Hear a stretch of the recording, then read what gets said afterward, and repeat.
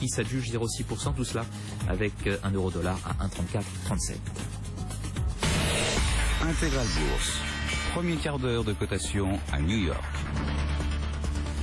Allez, sans plus tarder, on retrouve Grégory Volokin, président de Mescart Financial Services à New York. Grégory, on a vu avec vous toutes les valeurs qui faisaient l'actualité à la bourse de Wall Street aujourd'hui. Beaucoup d'activités dans les M&As, les fusions-acquisitions.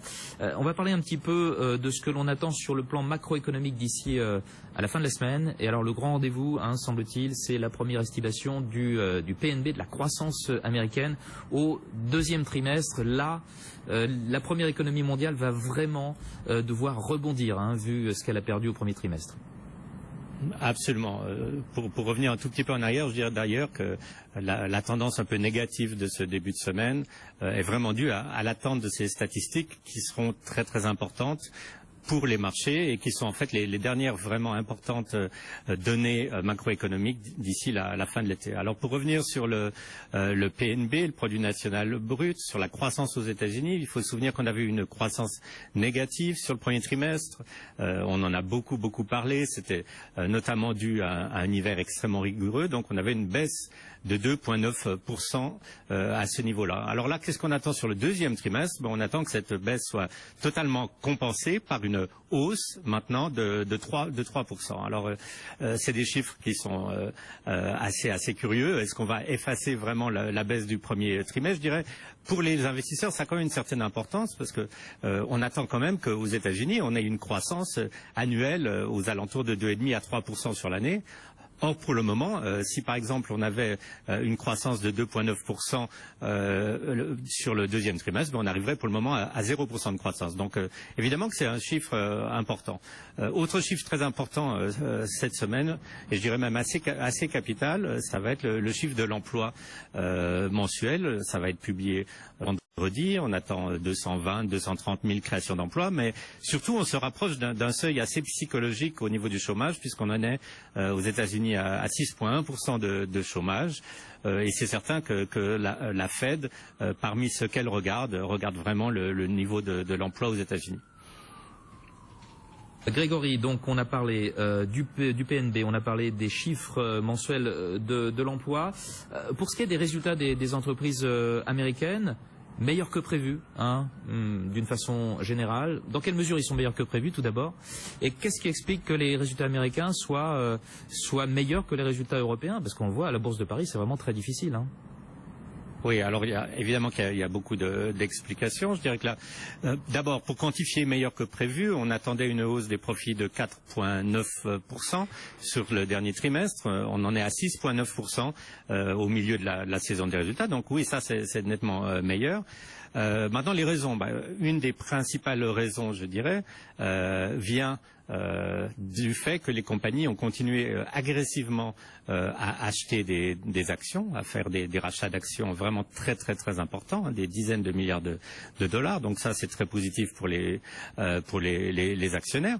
Une autre chose, c'est que de notre côté de l'océan, on a en fait quand même profité de la relative faiblesse du dollar et je dirais explication pour la sous-performance des résultats en Europe, c'est évidemment aussi la force de l'euro. Donc ce qui a joué en notre faveur a joué en votre défaveur.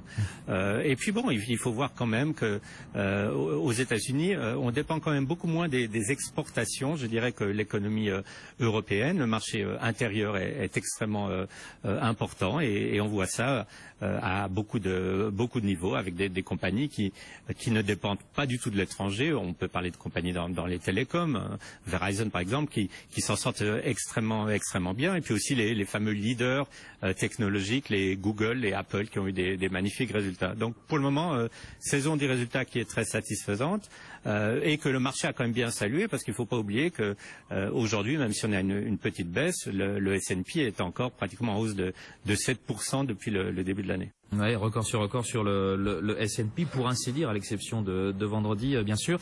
Les résultats, donc, on se concentre sur les résultats du fait qu'ils sont bons, au point qu'on en oublie, pour ainsi dire, presque la géopolitique. Pourtant, il se passe des choses, il y a des risques quand même à l'international. Pendant combien de temps comme ça est-ce qu'on va pouvoir ignorer ce qui se passe dans le reste du monde? Là aussi, je vous dirais, l'expérience qu'on a depuis des mois et des mois aux États-Unis, c'est que toutes les crises géopolitiques, en fait, non seulement n'ont pas vraiment influencé les marchés, il faut se souvenir de la Crimée, des événements en Ukraine. Autour de la Crimée, les marchés avaient été en baisse pendant 1 ou 2 jours, mais surtout on explique le fait que les marchés soient résistants par le fait que ce qui se passe en Europe, l'Ukraine c'est l'Europe, ou ce qui se passe au Moyen-Orient en ce moment potentiellement affecte beaucoup plus les économies européennes. Pensons par exemple aux sanctions contre la Russie.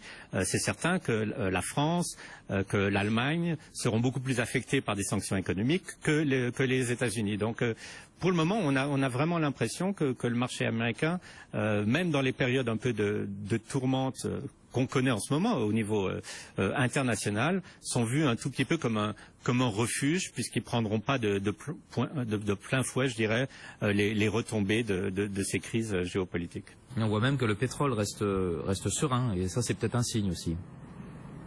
Oui, il y a pas du tout d'affolement sur le pétrole. Il faut se souvenir que là aussi les Américains produisent eux-mêmes de plus en plus de pétrole et qu'ils sont de moins en moins dépendants des pays du Moyen-Orient, puisque par exemple, il faut toujours le rappeler, les États-Unis importent beaucoup plus de pétrole du Canada, du Mexique, du Brésil que de l'Arabie Saoudite et que des pays du Golfe. Donc même là, les États-Unis, dans le cas d'une flambée des cours qui n'est pas en train de se produire, seraient moins atteints que les économies européennes.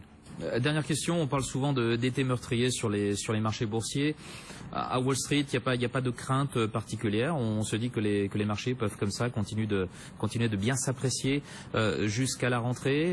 Il n'y a pas une certaine crainte de voir les choses changer d'ici à la rentrée? C'est la bonne question à se poser, parce que c'est tout à fait la question à se poser. D'abord, la crainte, on l'a tous les jours, et je l'entends répéter depuis des mois, on va avoir une correction, on va avoir une correction.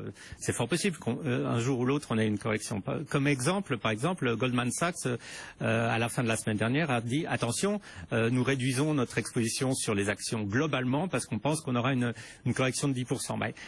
On peut toujours avoir ce genre de pensée. La seule chose qui le prouvera, c'est quand vraiment ça va arriver. Et qu'est-ce qui pourrait déclencher actuellement une correction? D'expérience, c'est pas la valorisation des marchés. Je dirais qu'au niveau international, on connaît les données géopolitiques. À mes yeux, une correction sera plutôt amenée par un choc à la fois inattendu et qui aura une importance capitale sur les marchés. Alors je dirais la chose la plus intéressante ou importante ou dangereuse pour les États-Unis ou pour les marchés américains, c'est une hausse des taux, et pour le moment elle n'est pas programmée avant l'année prochaine. D'accord, Grégory Volokin, merci beaucoup, président de Mescart Financial Services en direct New York. Comme tous les jours, on vous retrouve demain. Il est 15h57 sur BFM Business.